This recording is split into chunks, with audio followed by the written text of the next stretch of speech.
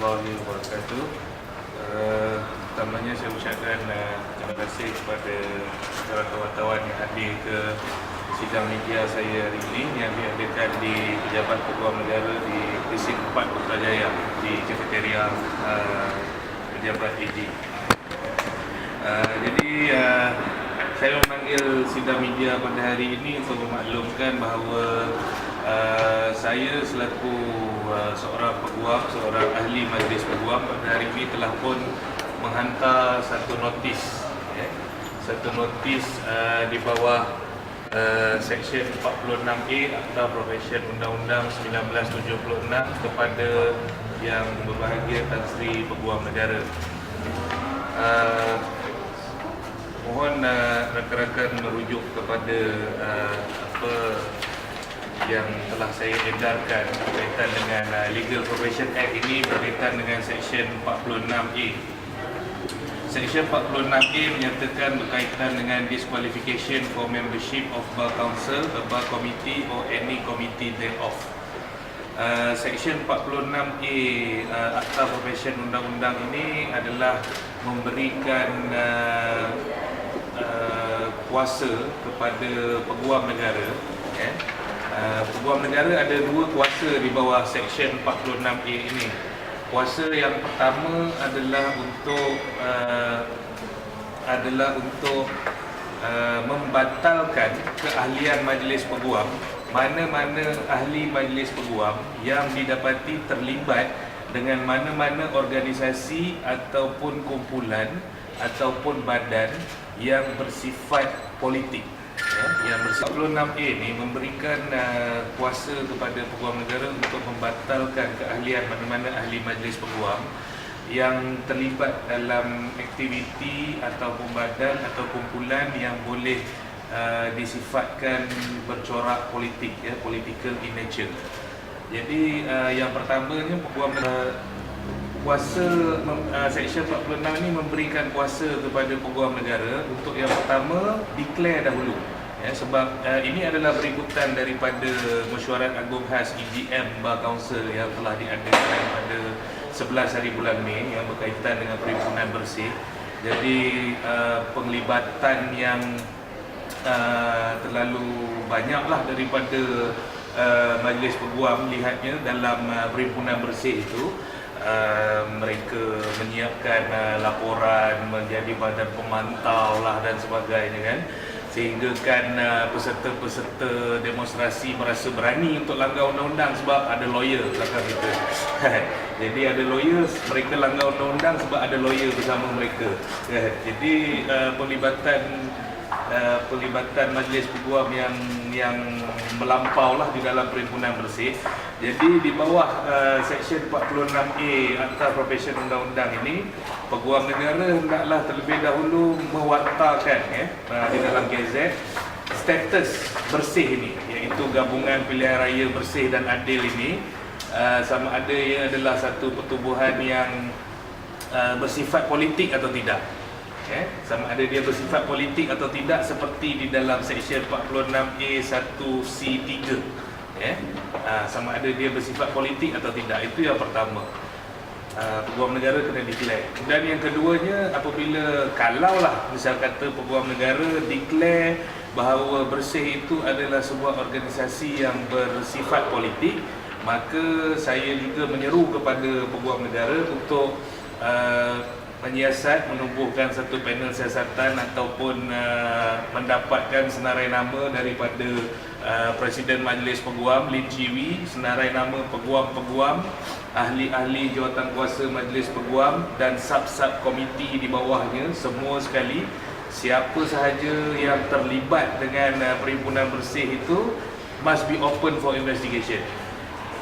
Mestilah disiasat dan peguam negara dengan kuasa yang ada pada beliau di bawah Seksyen 46A2 boleh memberikan satu perintah untuk membatalkan keahlian mereka sebagai ahli majlis peguam. Jadi kalau contoh kalau mereka ahli majlis peguam dan peguam negara mendapati mereka melakukan kesalahan di bawah Seksyen 46A ini, maka mereka boleh dibatalkan keahliannya sebagai majlis peguam. Jadi kalau ahli majlis peguam ada 36 orang, subkomiti ni ada lebih ramai lah. So kalau daripada 36 orang itu didapati katalah 30 orang yang terlibat secara aktif dengan bersih, maka sewajarnya peguam negara membatalkan keahlian 30 orang itu daripada majlis peguam. Dan di dalam seksyen ini juga menyatakan bahawa keputusan peguam negara ini adalah muktamad dan tidak boleh dicabar di mana-mana mahkamah. Jadi ini satu kuasa yang besarlah kepada peguam negara, ya, untuk membuat satu keputusan. Dan keputusan beliau itu seperti di dalam akta, tidak boleh dicabar di mana-mana mahkamah. Tidak boleh dicabar. Shall not be reviewed or called in question in any court. So sekarang ni memang mutlak, kuasa mutlak peguam negara. Dan mana-mana ahli jawatankuasa majlis peguam yang didapati bersalah di bawah Seksyen 46A ini, hendaklah di dalam akta ni menyatakan bahawa become disqualified, he shall immediately, dia hendaklah dengan seberapa segera yang boleh dianggap be deemed to have vacated his membership, dianggap telah mengosongkan jawatannya, dan segala-galanya dia kena kosongkan ofis dengan seberapa masa kadar yang segera. Kadar yang segera. Jadi notis ini saya telah serahkan tadi kepada peguam negara, dan saya juga merujuk kepada satu kes, satu kes Mahkamah Agong, juga dalam lampiran yang saya edarkan. Di dalam kes ini, kes ini tahun 1987, tahun 1987, Mahkamah Agong ni adalah mahkamah tertinggi negara kita pada ketika itu, dan keputusan itu dibuat, saya merujuk kepada penghakiman kes Malaysian Bar and another lawan Government of Malaysia. Di dalam kes ini Hakim Muhammad Azmi telah menyatakan bahawa, saya quote, Hakim Muhammad Azmi di muka surat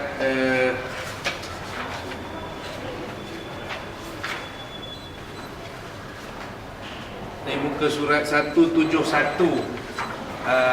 report ini, law report ini, menyatakan bahawa having considered the act as a whole and in absence of evidence to the contrary, ini di para H tu, H bawah sikit, H bawah sikit yang belah kiri. Having considered the act as a whole and in the absence of evidence to the contrary, I am satisfied that by Section 46A1, Parliament intends to ensure, having regard to the heavy responsibilities of the Council and the committees imposed by Section 42 and 72, that the governing bodies of legal profession should be effectively and independently run by a person who considerable experience in legal profession, B, person who are not members of the legislature, and C, persons who are not active in politics or trade union. Jadi keputusan akta tu tadi, Hakim Mahkamah Agong ini telah pun menyatakan bahawa tujuan Parlimen membuat Seksyen 46A ini di dalam Legal Profession Act ini adalah untuk memastikan bahawa Bar Council, Majlis Peguam ini sebagai satu badan yang benar-benar bebas daripada ketiga-tiga elemen, iaitu mestilah badan peguam ini mestilah dikendalikan oleh, yang pertama, mereka yang benar-benar berpengalaman, benar-benar berpengalaman dalam profesi undang-undang. Yang kedua, seorang yang tidak terlibat sebagai ahli majlis parlimen ataupun majlis Dewan Undangan Negeri di bahagian legislatif, dan yang ketiganya mestilah seorang yang tidak terlibat secara aktif di dalam politik ataupun kesatuan sekerja. Tujuannya adalah untuk memastikan majlis peguam ini benar-benar sebagai sebuah badan yang bebas dan berkecuali. Ya. Jadi itu tujuan akta ni. Jadi sebab itulah kuasa itu ada pada peguam negara. Jadi saya menghantar notis ni supaya peguam negara boleh mempertimbangkan rasional atau tidak, wajar atau tidak untuk beliau menyiasat. Saya serahkan semuanya kepada kebijaksanaan peguam negara. Jadi itu sajalah saya punya ni. Jadi notis telah Tuan merasakan bahawa peguam negara sendiri akan menyiasat dalam jangka masa yang cepat ataupun ada proses-proses yang mungkin boleh terangkan kepada kami? Saya tidak pasti sebab saya dah buat sedikit research sepanjang tahun Akta Legal Profession Act ni tahun 1976. Daripada tahun 1976 sehingga sekarang, inilah kali pertama. Inilah kali pertama berkaitan dengan Seksyen 46A 1, 46A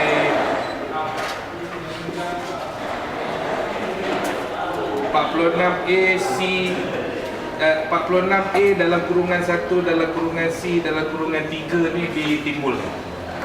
Inilah kali pertama. Sebab dalam kes Mahkamah Agung yang tahun 1987 itu ditimbulkan di situ tentang 46A 1C1 iaitu berkaitan dengan peguam yang kurang daripada 7 tahun experience, sama ada mereka boleh memegang jawatan atau tidak di dalam bar council kan. So itu je isu tahun 1987. So isu berkaitan dengan pelibatan dalam kumpulan-kumpulan NGO benda semua ni sama ada bercorak politik atau tidak, daripada tahun 1976 sehingga sekarang, inilah kali pertama. So saya pun tak pasti bagaimana tindakan peguam negara.